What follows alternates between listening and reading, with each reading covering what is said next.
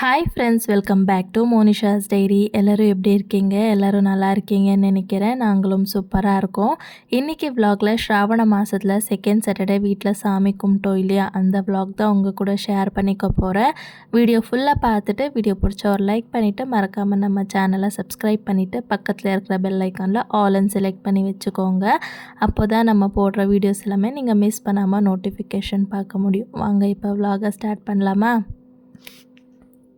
காலையிலேயே சீக்கிரமாக எழுந்திரிச்சு ஃபஸ்ட்டு குழந்தைங்கள ரெடி பண்ணி விட்டுட்டேன். அவங்கள ரெடி பண்ணி விட்டுட்டோன்னா நமக்கு நிறைய டைம் இருக்கிற மாதிரி இருக்கும்.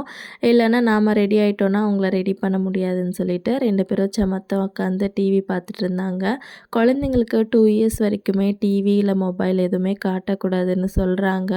என் சின்ன பையனுக்கு டிவியில் அட்வர்டைஸ்மெண்ட் வந்தால் போதும், எங்கே இருந்தாலும் குடுகுடுன்னு ஓடி வந்து டிவி முன்னாடி உக்காந்து அவ்வளோ இன்ட்ரெஸ்ட்டாக பார்ப்பான். அதில் என்ன புரியும்னு எனக்கு தெரியல. மோஸ்ட்லி அந்த கலர்ஸ் அப்சர்வ் பண்ணுறானா இல்லை மியூசிக்கை கேட்குறானோ தெரியல. வேறு சேனல் மாற்றினோன்னா அட்வர்டைஸ்மெண்ட் இல்லைன்னு சொன்னால் அவன் பாட்டுக்கு அவன் விளையாடுவான். உங்கள் வீட்லேயும் குட்டீஸ் இப்படி பண்ணுவாங்களான்னு மறக்காமல் கமெண்ட் பண்ணுங்கள். ஸோ நானுமே போய் ஃப்ரெஷ்ஷப் ஆகிட்டு வந்து ரெடி ஆகிட்டு இருந்தேன். ஹஸ்பண்டுக்கு பீரோவில் ஒரு ரோ ஃபுல்லாக ஷர்ட்ஸ் இருந்தாலுமே ரேண்டமாக ஒரு 4-5 ஷர்ட் மட்டும்தான் மாற்றி மாற்றி போடுவாங்க. நம்ம கேர்ள்ஸ் எப்படின்னா ஒரு ட்ரெஸ் போட்டுட்டோன்னா அதை மறுபடியும் ரிப்பீட் பண்ணுறதுக்கு அட்லீஸ்ட் ஒரு 1 மந்த் ஆச்சும் எடுத்துப்போம். பட் அதை பசங்க வந்து அவ்வளோவா அதை வந்து ஃபாலோ பண்ண மாட்டாங்க. மாற்றி மாற்றி போட்டாலும் அவங்களுக்கு போர் அடிக்காது போல். நமக்கு தான் பார்த்து பார்த்து போர் அடிச்சு போகும். சொன்னாலும் கேட்குறதில்ல, ஆர்கியூ தான் பண்ணுவாங்க. சரி, உங்களுக்கு பிடிச்ச மாதிரி எதுவோ பண்ணிட்டு போங்கன்னு சொல்லி விட்டாச்சு. இப்போல்லாம் தம்பியை கையில் பிடிக்கவே முடியாதுங்க. அவனுக்கு டோர் ஓப்பனில் இருந்தால் போதும், வெளியே வந்து விளையாட ஸ்டார்ட் பண்ணிடுவான். இவனுக்கு பயந்துட்டே கோலமே போடுறதுக்கு யோசிப்பேன். நார்மலாக கோலம் போட்டானா ஒரே வாட்டி அவன் அழிச்சு விட்டுடுவான். அதனாலே இப்போ ரீசெண்ட் டேஸில் அரிசியை ஊற வச்சு அரைச்சி கோலம் தான் போடுறேன். அது வந்து ஒரு 2-3 டேஸ் வரைக்குமே அப்படியே இருக்கும். அவன் வந்து விளையாடினாலும் அது சீக்கிரமாக போகாது இல்லையா, அதனால் இப்போ கோலம் தான் போடுறேன். பட் என்ன, எனக்கு தான் கொஞ்சம் டைம் டேக்கிங்காக இருக்குது. நான் பிகினர்ன்றதுனால போடுறதுக்கு கொஞ்சம் கஷ்டமாக இருக்குது. பட் அது போட்டு எல்லாம் ட்ரை ஆன பிறகு பார்க்குறதுக்கு அவ்வளோ அழகாக இருக்குது. உங்களுக்கு கோலம் போட பிடிக்குமா இல்லை கோலமாவில் கோலம் போட பிடிக்குமான்னு மறக்காமல் சொல்லுங்கள். நாங்கள் கோயிலுக்கு வந்து கிளம்பும் போதே டைம் வந்து 10:30 கிட்ட இருந்துச்சு. லேட்டாக வந்ததுனாலே என்னவோ கோயிலில் வந்து கூட்டமே இல்லை. காலையில் சீக்கிரமாக வந்தோன்னா கூட்டமாக இருக்கும். ஸோ கொஞ்சம் சீக்கிரமாக சாமி கும்பிட்டுட்டு கிளம்புற மாதிரி இருக்கும். லேட்டாக வந்தால் ரொம்ப பீஸ்ஃபுல்லாக சாமி கும்பிட்டுட்டு போகலாம்.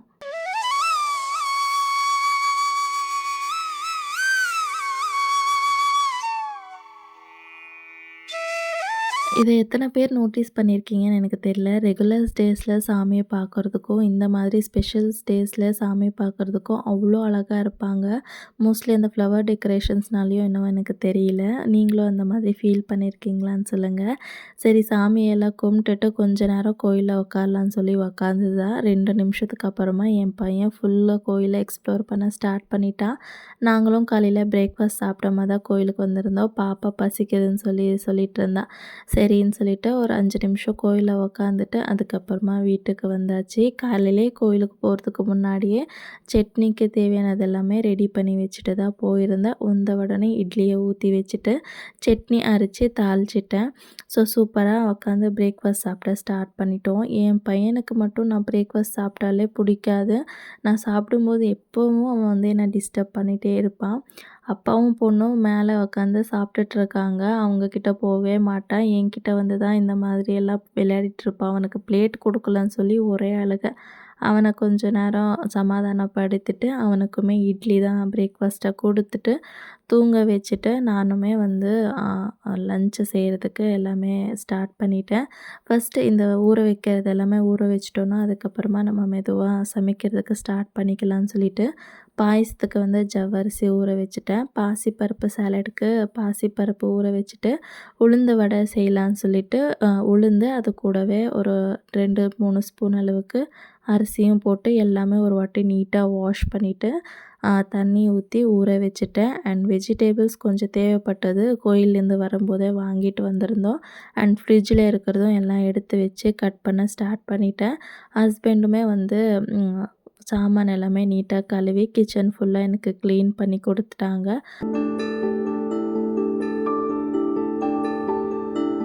விலாக ஸ்டார்ட் பண்ணும்போதே நான் என்ன நினச்சேன்னா, இன்றைக்கி குக் பண்ணுற எல்லா ரெசிபியும் ஷூட் பண்ணிவிட்டு, ரெசிபியை உங்க கூட ஷேர் பண்ணிக்கணும்னு சொல்லி தான் நினச்சேன். பட் இப்போ நம்ம ஒரு விஷயம் 15 மினிட்ஸில் செஞ்சு முடிச்சிடலான்னா, வீடியோ எடுத்துகிட்டே செய்கிறதுக்கு நமக்கு 30 மினிட்ஸ் கிட்ட ஆகிடும். இதே மாதிரி செஞ்சோன்னா ரொம்ப லேட் ஆகிடும். அதனால சரி வேண்டாம்னு சொல்லிட்டு பாயாசம் ரெசிபி மட்டும்தான் ஷூட் பண்ணேன். 2:00 போல் என்னோடய குக்கிங் ஸ்டார்ட் பண்ணது. எல்லாமே கம்ப்ளீட்டாக செஞ்சு முடிக்கிறதுக்குள்ளே 7:00 கிட்ட ஆகிடுச்சு. அதுவே இன்கேஸ் நான் வீடியோ ஷூட் பண்ணிவிட்டு எல்லாமே செஞ்சு முடிக்கணுன்னா நைட் ஒரு 8-9 கிட்ட தான் முடிச்சிருப்பேன்னு நினைக்கிறேன். ஸோ பாயாசம் எப்படி செய்கிறதுன்ற பார்க்கலாமா? ஒரு சின்ன கப்பில் பாசிப்பருப்பு எடுத்துருக்கேன். அதை நல்லா ட்ரை ரோஸ்ட் பண்ணிவிட்டு லைட்டாக கலர் சேஞ்ச் ஆன பிறகு வாஷ் பண்ணிவிட்டு 1 கப் பாசிப்பருப்புக்கு 3 கப் அளவுக்கு தண்ணி வச்சு 3 விசில் விட்டு வேக வச்சு எடுத்துக்கோங்க. இப்போ ஒரு பாத்திரத்தில் ஊற வச்ச ஜவ்வரிசி ஆட் பண்ணிவிட்டு கொஞ்சம் தண்ணி எக்ஸ்ட்ராவாக ஆட் பண்ணிக்கோங்க. பாதி அளவுக்கு வெந்த பிறகு நம்ம வேக வச்ச பாசிப்பருப்பும் ஆட் பண்ணிவிட்டு கட்டி இல்லாமல் நீட்டாக மிக்ஸ் பண்ணி விட்டுக்கோங்க. இன்கேஸ் நீங்கள் ஜவ்வரிசி ஊற வைக்கிறதுக்கு மறந்துட்டீங்க, இல்லை ஊற வைக்கலன்னா லைட்டாக ட்ரை ரோஸ்ட் பண்ணிவிட்டு அதுக்கப்புறமா அதில் தண்ணி ஆட் பண்ணி வேக வச்சிங்கன்னா சூப்பராக வெந்துடும். இப்போ நீட்டாக மிக்ஸ் பண்ண பிறகு ஸ்வீட்னஸ்க்கு நான் வெல்லம் ஆட் பண்ணுறேன். இதில் டஸ்ட் எதுவும் இல்லை, நீட்டாக இருக்குன்றதுனால நான் டைரெக்டாக வந்து ஆட் பண்ணுறேன். நீங்கள் அப்படி இல்லைன்னா தண்ணி ஆட் பண்ணி கரைச்சிட்டு அதுக்கப்புறமா ஃபில்டர் பண்ணிவிட்டு ஆட் பண்ணிக்கோங்க. சேமியா வந்து நான் ரோஸ்டட் அணில் சேமியா எடுத்திருக்கேன். அதுவுமே ஒரு 2-3 கப் அளவுக்கு வரும். அதுவும் ஆட் பண்ணிவிட்டு நல்லா நீட்டாக ஒரு வாட்டி மிக்ஸ் பண்ணி விட்டுடுறேன். சேமியா வேகிறதுக்குள்ளே தேங்காய் பேஸ்ட் ஒன்று வந்து ரெடி பண்ணிக்கணும். இதை செய்கிறதுக்கு அரை மூடி அளவுக்கு தேங்காய், ஃப்ளேவருக்காக அது கூடவே ஒரு 4-5 ஏலக்காவும் போட்டு லைட்டாக தண்ணி விட்டு நைஸாக கிரைண்ட் பண்ணி எடுத்துட்டு சேமியா வெந்த பிறகு நம்ம அரைச்ச தேங்காய் பேஸ்ட்டும் ஆட் பண்ணி நீட்டாக மிக்ஸ் பண்ணிவிட்டு இப்போது கீழே உங்களுக்கு பிடிச்ச ட்ரை ஃப்ரூட்ஸ் திராட்சை, கோடம்பி, முந்திரி இதெல்லாமே ஃப்ரை பண்ணிவிட்டு இந்த பாயசத்து கூட ஆட் பண்ணி மிக்ஸ் பண்ணிட்டிங்கன்னா டேஸ்டியான இந்த பாயசம் வந்து ரெடி ஆகிடும். சாப்பிட்றதுக்கு அவ்வளோ சூப்பராக இருக்கும். நானும் வீட்டில் இதுதான் ஃபஸ்ட் டைம் வந்து செய்கிறது. டேஸ்ட் ரொம்ப சூப்பராக வந்துருந்துச்சு. நான் இது ஃபஸ்ட்டு சாப்பிட்டது ரேவதி அக்கா வீட்டில் தான். எனக்கு ரொம்ப பிடிச்சி போய் அவங்கக்கிட்ட ரெசிபி கேட்டு தான் செஞ்சுருந்தேன். அவங்களுமே சாப்பிட்டுட்டு ரொம்ப சூப்பராக வந்துருந்துச்சுன்னு சொன்னாங்க. நீங்களும் கண்டிப்பாக ட்ரை பண்ணி பார்த்துட்டு உங்களுக்கு எப்படி வந்துச்சுன்னு மறக்காமல் கமெண்ட் பண்ணுங்கள். பாயாசம் செஞ்சு முடிச்சுட்டு அதுக்கப்புறமா பீட்ரூட் பொரியல் தான் செய்ய ஸ்டார்ட் பண்ணேன். நெக்ஸ்ட் டைம் பொரியல் செய்யும்போது கண்டிப்பாக இந்த மாதிரி செஞ்சு பாருங்கள். நம்ம நார்மலாக பொரியலெல்லாம் செஞ்சு முடிச்சுட்டு தேங்காய் ஃபைனலாக ஆட் பண்ணுவோம் இல்லையா, அந்த மாதிரி ஆட் பண்ணாமல் வெங்காயம் போட்டு நல்லா சாட்டே பண்ண பிறகு தேங்காயும் ஆட் பண்ணிவிட்டு 2-3 நிமிஷத்துக்கு நல்லா சாட்டே பண்ணிவிட்டு அதுக்கப்புறமா நம்ம என்ன பொரியல் செய்ய போகிறோமோ அந்த வெஜிடபிள்ஸ் ஆட் பண்ணிவிட்டு மிக்ஸ் பண்ணிங்கன்னா டேஸ்ட் ஒன்றும் டிஃப்ரெண்ட்டாக இருக்காது. நல்லா தான் இருக்கும். அண்ட் நமக்கு பொரியலும் சீக்கிரமாக கெட்டு போகாது. ரொம்ப சூப்பராக இருக்கும். நீங்களும் கண்டிப்பாக ட்ரை பண்ணுங்கள்.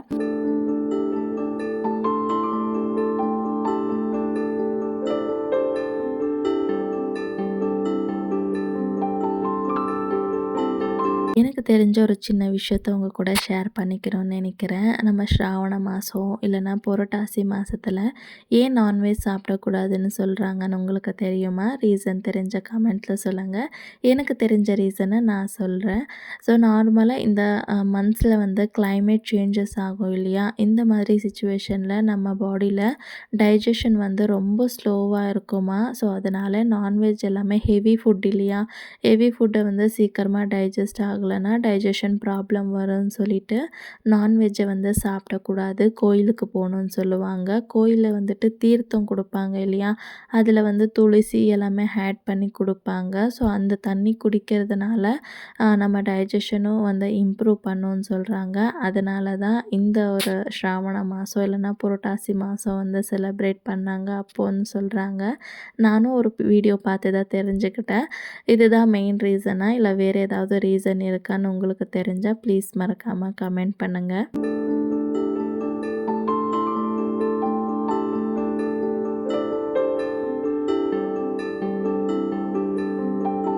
டைம்ன்றது எவ்வளோ ஸ்பீடாக போயிட்டுருக்கு இல்லையா? எனக்கு எப்படி ஃபீல் ஆகுதுன்னா 1 இயர்ன்றது 1 மந்த்தில் போகிற மாதிரி இருக்கு. அவ்வளோ ஸ்பீடாக போயிட்டுருக்க மாதிரி இருக்குது.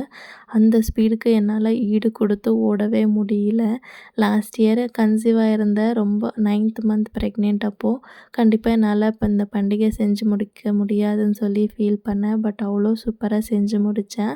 சேம் அதே மாதிரி ஃபீல் தான் இந்த வருஷமும். பையனை வச்சுட்டு நம்மளால் சமாளிக்க முடியுமா? நீட்டாக எல்லாமே பண்ணிடுவோமான்னு சொல்லி மனசுக்குள்ளே ஒரு பயம் இருந்துகிட்டே இருந்துச்சு. ஹஸ்பண்டும் ஃபஸ்ட்டே சொல்லிட்டாங்க, ரொம்ப ரிஸ்க் எடுத்துக்க வேணாம். உன்னால் முடிஞ்சது சமைச்சு சாமிக்கு படைச்சு கும்பிடு. அதுவே போதும். நீ சும்மா டென்ஷன் எடுத்து ரொம்ப ரிஸ்க் எடுத்துக்க வேணான்னு சொல்லிட்டு, எவ்ரி இயர் ஆஃப்டர் மேரேஜ் இந்த பண்டிகை செய்யும்போது, அம்மா வீட்டில் செய்யும்போது நான் அங்கே போயிடுவேன். இங்கே செய்யும்போது அம்மா இங்கே வந்துடுவாங்க.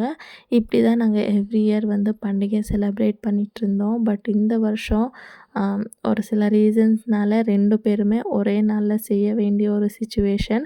அதனால் என்னாலேயும் அங்கே போக முடியல, அம்மாவாலேயும் அங்கேருந்து வர முடியல. அந்த ஒரு சின்ன வருத்தம் தான். பட் ஓகே, இதுவும் நம்ம கையில் ஒன்றும் இல்லை. அவர் என்ன நினைக்கிறாரோ அதுதான் நடக்கும்னு சொல்லி நினச்சிட்டு சூப்பராக செஞ்சது எல்லாமே ஒரு பிளேட்டில் நீட்டாக அரேஞ்ச் பண்ணி சாமிக்கு படைச்சாச்சு.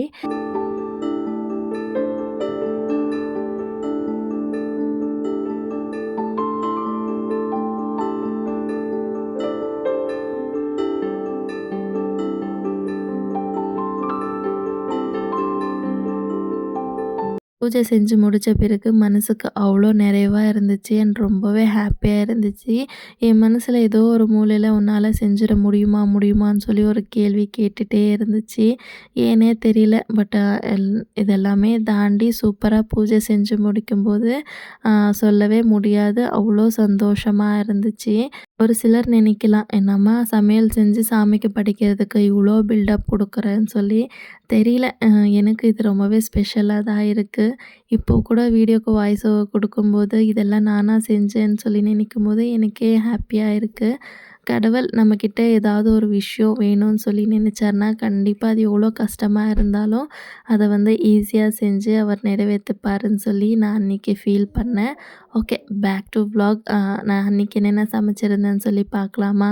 ஸ்வீட்டுக்கு வந்து பாயாசம், பொரியல், பீட்ரூட் பொரியல், பாசிப்பருப்பு சாலட், அப்பளம், உளுந்து வடை, ஒயிட் ரைஸ், ரசம், பலாவ், ரைத்தா, சால்ட், ஊறுகாய் இதெல்லாம் தான். ஃப்ரெண்ட்ஸுமே வந்து சாப்பிட்டுட்டு லஞ்ச் எல்லாம் சூப்பராக இருக்குன்னு சொன்னாங்க. வீடியோ எடுக்க முடியல. அவங்கள கவனிப்பில் ரொம்ப பிஸியாக இருந்ததுனால வீடியோ எடுக்கலை. அவங்க எல்லாம் வந்து போன பிறகு நைட்டு 9:00 போல் நாங்களும் சாப்பிட்டுட்டு அந்த டேவை முடிச்சாச்சு. அண்ட் நம்ம வீடியோட எண்டுக்குமே வந்தாச்சு. வீடியோ ஃபுல்லாக பார்த்த எல்லாருக்குமே thank you so much. And video எப்படி இருந்துச்சுன்னு மறக்காமல் கமெண்ட் பண்ணிவிட்டு வீடியோக்கு ஒரு லைக் போட்டுக்கோங்க. பாய்.